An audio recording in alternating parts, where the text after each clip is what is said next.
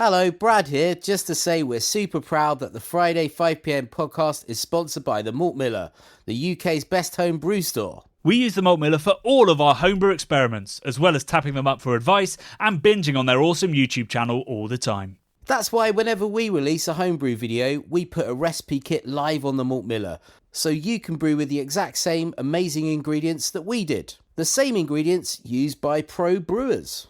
So alongside the Malt Miller's nitro-flushed hops, cold-stored yeast and milled-to-order malts, you can pick up recipe kits for our 5 Points Best Bitter, Russian River West Coast IPA, and now the fastest beer in the world, a hazy session IPA that goes from grain to glass in less than 48 hours. Sign up to their newsletter at tinyurl.com/Malt Miller to get 5% off your first order. With the Malt Miller's amazing customer service and Johnny's 48-hour recipe, you could order the ingredients on a Monday and be drinking the beer by the weekend. Speaking of which, it's Friday. It's 5pm. So enjoy this week's Friday 5pm podcast.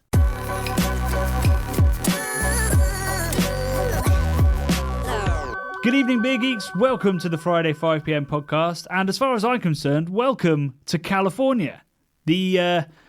Well, no, it snowed this morning. I was about to say the sun is shining and I'm feeling like I'm on the West Coast, but I've been on a West Coast kick that has gone beyond the beer, Bradley. Beyond the beer, eh? Beyond the beer. I've been listening to a slow burn podcast all about Biggie versus Tupac. So West versus East. I've been drinking incredible amounts of West Coast IPA and indeed conversing with multiple people on the West Coast through the comments on our video, through chatting to Vinny, and also in the hunt for our potential new video editor. There seem to be quite a lot of Californians that are up for it. Nice. That's good news, eh? So I've got everything except the weather and the free and easy life and the beautiful sea. Did you say it snowed this morning where you are? Yeah, it snowed where I am up in Hertfordshire, mate. Wow. Yeah. Is it actually settled or? No, okay. no. It was already too wet, the ground. So all it did was make me put my bins out a bit wet this morning. It's just been rain here in South London. So it's the urban heat island of London, mate. Exactly. Mm-hmm. The heat island. Mm-hmm. Speaking of heat islands, our video this week has been garnering quite a lot of heat, hasn't it, Johnny? We're not quite as good at the links this week. That was tortured, but it worked. Exactly right. To tell the truth, I'm not feeling at my best, as I've told you pre-podcast. It's the Mexican soda, I reckon. I consumed. Well, this week I've had a bit of a stressful week, which I won't go into, but I had a lovely dinner out at a fancy restaurant the other night called Brat with my old friend Matt, and we had a giant steak that we shared together, like a rib of beef that was, everything's all cooked on open fire, like a harvester, but just about 10 times the price of a harvester. Wait, whoa. What do you mean, like a harvester? That it's cooked on an open sort of fire. It's not like a harvester. That was a joke. Oh, right. But I was going to say, unless that harvester's literally caught fire, there is no open fire cooking in a harvester. When this very expensive steak came out, and I ate the first mouthful, I said to Matthew, "Oh, it's just like a harvester, isn't it?" Just to sort of take the piss. But we drank some. There's an amazing quote in Peep Show that's always stuck with me as a beer geek, but Jez goes out for a nice meal with a lady and they buy a bottle of wine and he's like the bottle of wine costs like 25 quid and he's kicking off, and then he drinks it and his little monologue inside is like, it's nice, but it's not Coke, is it? Which always makes me chuckle when I think about it, because it's true. So many things are good, but they're not Coke. It is true. I mean, Coke is excellent, which sort of moves me on to my well, actually, no, we drink. I didn't drink any. I had a 5 Points Pale there, which was good, but I had some very expensive red wine, which was a Cabernet Sauvignon from Curazon Winery in Napa Valley, who apparently is a feminist icon, one of the first sort of female wine producers in Napa. And I'm not. I guess you're on a California kick still. Yeah, true. Actually, I didn't even consider that. But honestly, it was amazing, and I didn't get a hangover, and I felt great the next day, and it was delicious with the steak. But then yesterday I went and ruined it all by drinking some sort of Mexican Coke type thing, but I think it's called Limca, and it was like a sort of, I thought it was like lemony, like a lemonade or something, but I read all the ingredients on the back of it, and it didn't have a single ingredient that I'd heard of ever. That is quite a record. Not even water. Yeah. It had the main ingredient was water, then it was sugar, and then it was literally a load of stuff I'd never heard of. And I thought, damn it, I thought it was going to be like a sort of Mexican sugarcane Coke, but it really wasn't. It tasted pretty good. I got my girlfriend to taste it. She thought it tasted absolutely appalling. It was just super limey. And now you're broken. And now I'm broken. My insides are now on my outsides. Oh, God. I feel absolutely like half a man. It's pretty bad. But anyway, should we talk about nicer things in life? But that was from the sort of greater Americas, and that was a bad thing that happened to me this week. But we've had so many good things that have happened to us this week. I can't remember how we got away from the video, but we were making a strong link to the video, and it has done extremely well, as I suspected it might be, because, well, it was only with bloody Russian River. And in fact, we actually released 2 videos, which have both done pretty well. So one was our first West Coast IPA homebrew episode, in which we teamed up with none other than Russian River to come up with a recipe for that. And then, because the interview that I did with Vinny while we discussed the recipe and worked it all out was so good and so full of gold and educational stuff, I've put that live as well. And I'm going to put it live. So it's unlisted, so you can click through to it from the main video. But on Sunday, I'll put it live if you haven't seen it. So it'll just come up in your feed. And yeah, I mean, that hour is the most informative hour of homebrewing advice I've ever had. So it's well worth a watch. What did you learn, Bradley, from the video? I learned about crystal malts, that they're like quite naughty, and maybe they're not the best thing to sort of put in if you want to avoid oxidation and the like. IPA maybe not the best idea, which is weird because they're so sort of associated with it. But if you're going for a big imperial stout, might even be for the best. If you want that beer to sort of feel like it's aged a little. True that. Yeah. I went on Twitter this morning and asked my friend who used to be a maltster what the difference in process between Munich and crystal malt is, and then realised that I'd probably written about it in our first book, and I had. So I do know the difference. It's to do with the temperature that the malts are stewed at before they're kilned. So maybe going to a higher temperature makes it more susceptible to oxidation. But yeah, always read your books before you ask questions of people if you've written a book. Yeah. Do you think, advice. If a grain of malt was sentient, it'd have quite a bad time, wouldn't it, when it's being sort of treated to become sort of used in beer? Kind of goes through a torturous process. It is pretty bad, yeah. It is literally, you bring it to life and then you cook it. Yeah, it's kind of so you wake it up and then you kill it like a sort of it's the food version of lamb. Yeah, it's quite bad. Oh my God. And then there's all the roasting that goes into it, like slowly sort of being roasted. They're dead at that point, but still, it's not great, eh? But yeah, it tastes delicious. Luckily, Sugary. Veganism doesn't preclude us from eating or drinking malt. God. That was the first episode of our homebrew escapade into West Coast IPAs. It's safe to say that at the end of that video, we had not done Vinny justice. The beer that I had, which I tipped away a couple of days ago to put the new batch into keg, was it was too malty, too estery, too bitter. Just a real, I think a hot mess is exactly the right phrase for that beer. So the new batch looked and smelled unreal. It's got to drop a little bit more clear, I'm hoping. But otherwise, I'm quite excited about it. I had a little taste. It's got a little bit of yeast bite at the moment, but I think that'll drop out too. So excited about that. But that is for next week, when obviously Brad is up for the brew. There's plenty of Brad in the next episode. I know we get lots of comments when it's just me, which I understand, but it still hurts. What comments did you see that you enjoyed, Brad? So we had obviously a million questions, quite a lot of them quite technical, which I'll probably leave to you, Johnny. But I like some of the more positive, life affirming questions. We had one from Hard Yards Brewer, who just said, "Well done, a collaboration with Russian River. How good! Bringing people together. Looking forward to the tasting of the next one. Cheers, Mike." And we had another comment from Mikhail, who said, "The joy emanating from both of you in the first 3 or 4 minutes, it's so genuine, it's almost contagious. So happy for you guys. Congrats, it makes me proud to be a," and then in brackets, small Patreon. But we don't mind about that, do we, Johnny? There's no such thing as a small action. Patreon. You're all big to us.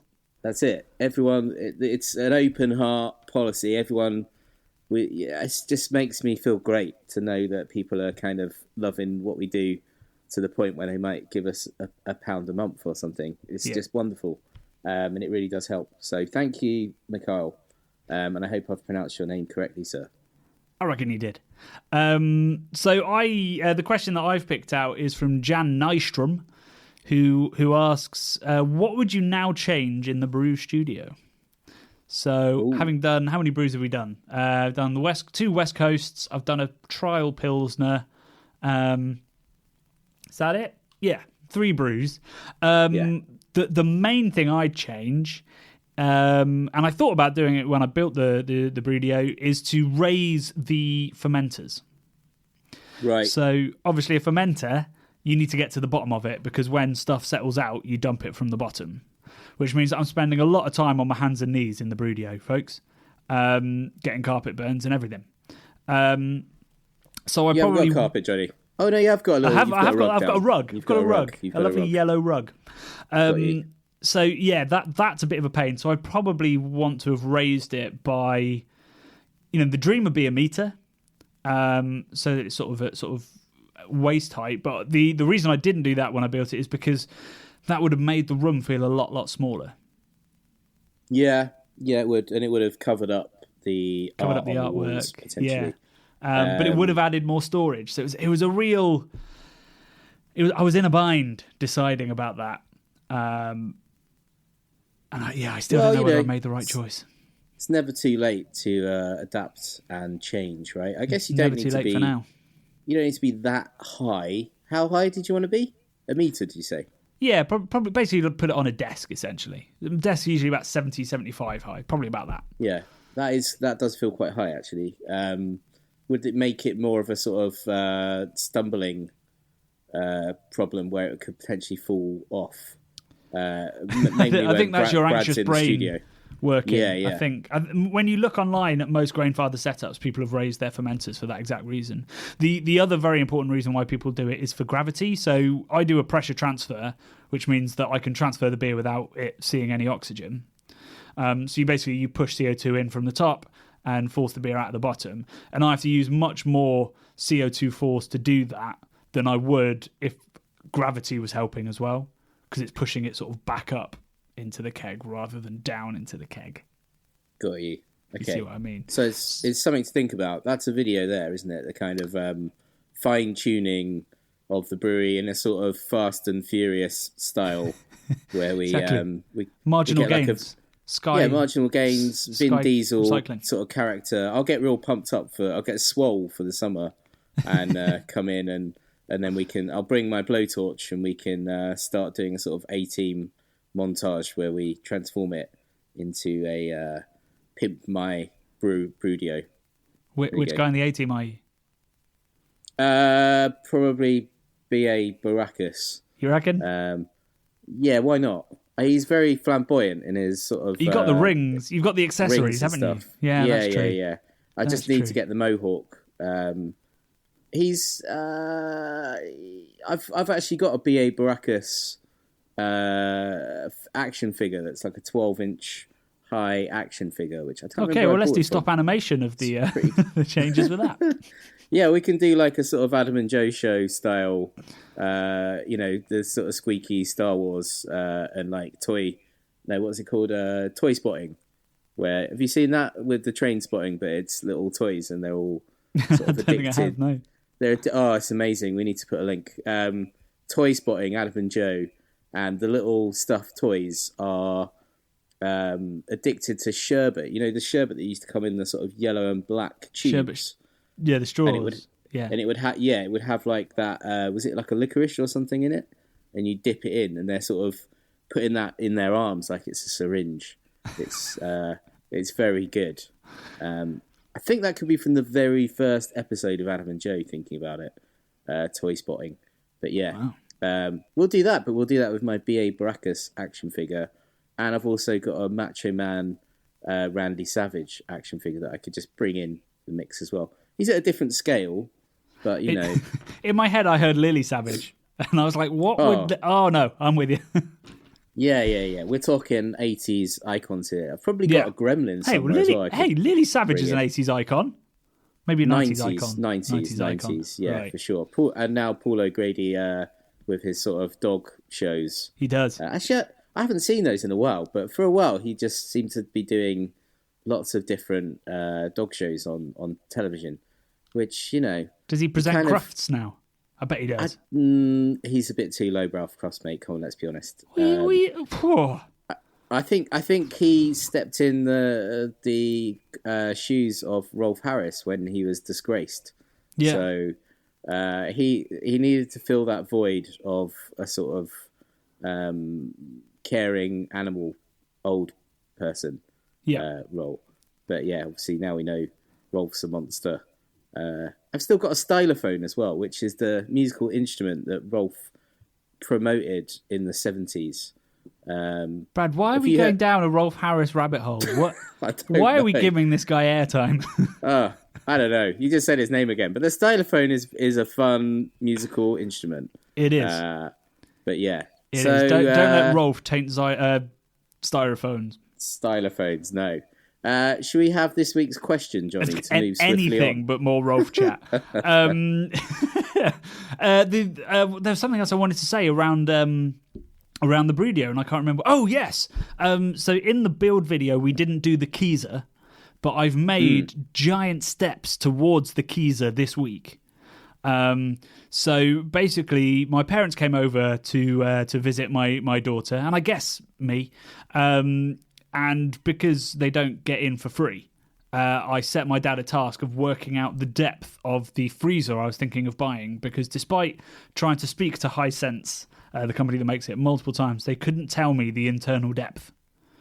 So through a mixture of scaling photos, Googling other freezers, and emailing other people, and indeed the website we were on has this feature where you can ask people who already own it, a bit like the Amazon one. Yeah. Anyway, we've worked out that the freezer I was looking at is deep enough for corny kegs. Oh. So I'm going to be ordering the freezer that will be the Keezer today. Exciting. Yeah, so I think we need to get you up to mine, Brad, for the Keezer build, and we'll do a video just on building the most beautiful Keezer that we can. Oh, keys are good. Keys are good. Keys are good. Yeah. Something like that. We can use that as the intro. To get demonetized, We can just we just use that there. That was the best take, and then we'll put it on a sort of rave background. We'll make you doing that on the Friday 5 p.m. the soundtrack to the video. My enthusiasm with my tummy ache today is waning. But I love that you still call it tummy ache, Bradley, at the age of 39. I got a tummy ache. A tummy ache is a hilarious thing to say you have, I think, as an adult man. If you've got a tummy ache, it's a serious thing, Johnny. It's a serious thing. It certainly is. Should we do the question for this week? We're a beer podcast, Bradley. We're a beer podcast. Then. Right, the question for this week, thank God, is beer related. Yes. And it comes from Dan Williams, or cm.beer on Instagram, as you will find out in just a second. Hi, Johnny and Brad. It's Dan here. Myself and a couple of friends recently have been working to promote the beer scene in Cheshire and Merseyside, predominantly through our Instagram account, cm.beers. We were interested to hear you talking recently about regionality in beer, and it made us think about the differences we've noticed between the explosion of interest in craft in Manchester and the apparently more gradual uptake in Liverpool. For us, while there is a decent amount of modern craft, Liverpool breweries do appear to have a greater focus on traditional ale styles. Craft tap rooms are fairly few and far between, in comparison to Manchester at least. We're never going to complain about traditional cask options close to home. But why do you think this is? Is this an indicator of regional identity and respect for tradition, or something else? So there we go. Thank you, Dan, for that question. I mean, there's got to be lots of reasons, right? There can't just be one reason. You know, if it was like a law or something in Liverpool that said no breweries here, then we could point to that. But it must be endless reasons as to why Liverpool and Birmingham as well, a little bit further south, I think these two towns have been a lot slower. Have you got any thoughts?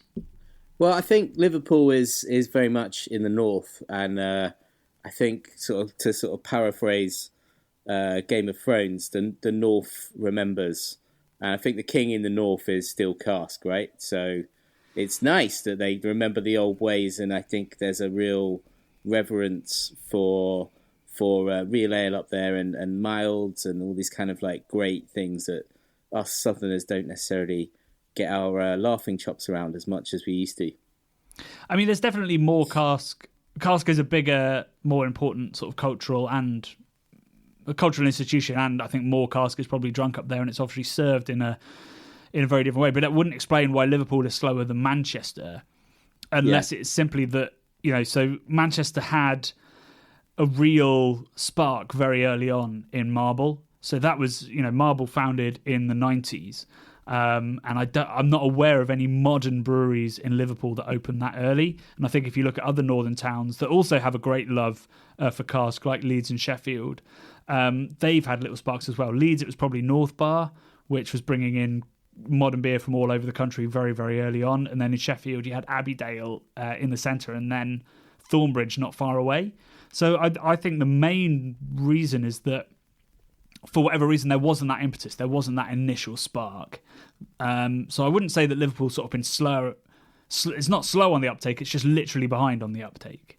Yeah, I mean, we can say if we look across the Mersey to Birkenhead, Glen Africa there, who are, I don't know, I can't remember exactly how many years they've been around for, but they're kind of leading the charge maybe across the Mersey.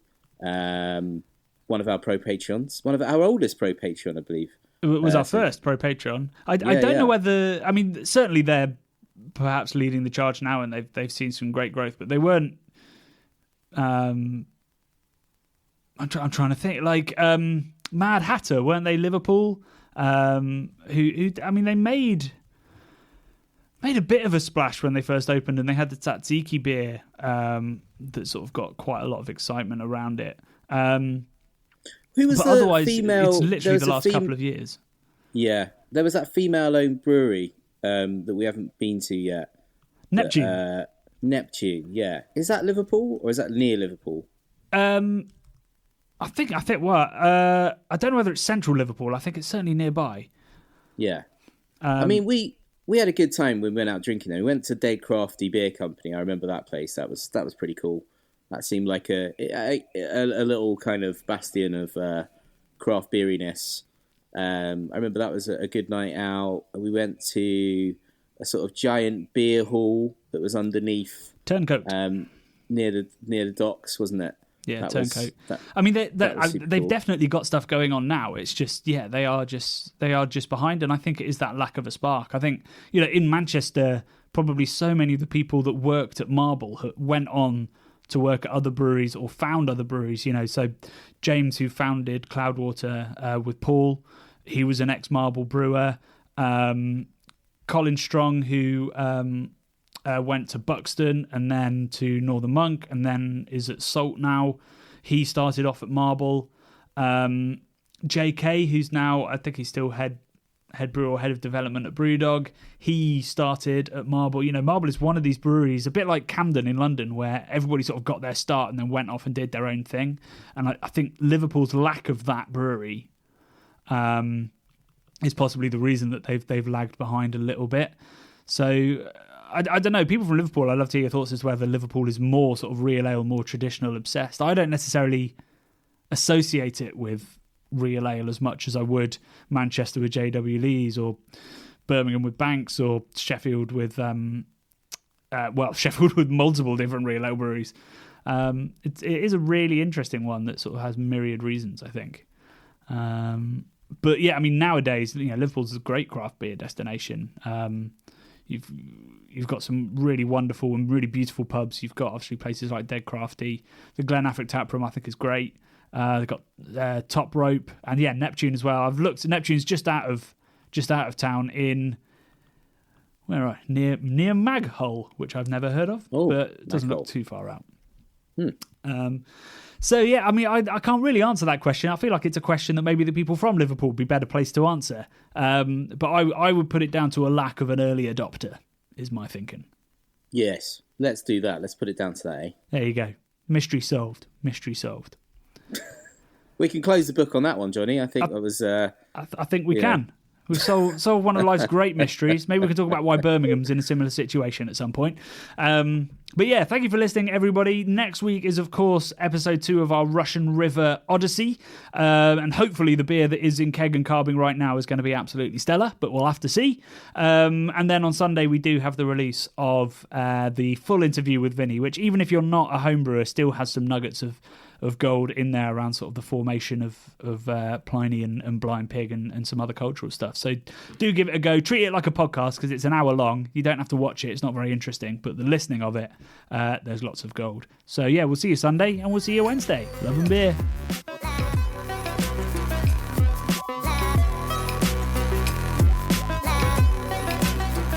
The Bubble and Friday 5pm podcasts are brought to you by the nerds behind YouTube's Craft Beer channel. You can watch over 400 mini documentaries at youtube.com/the Craft Beer channel. And if you love what we do, support us via Patreon and get access to merchandise and our amazing Discord forum, a positive and welcoming space for everyone who loves beer, food and homebrewing. Love and beer.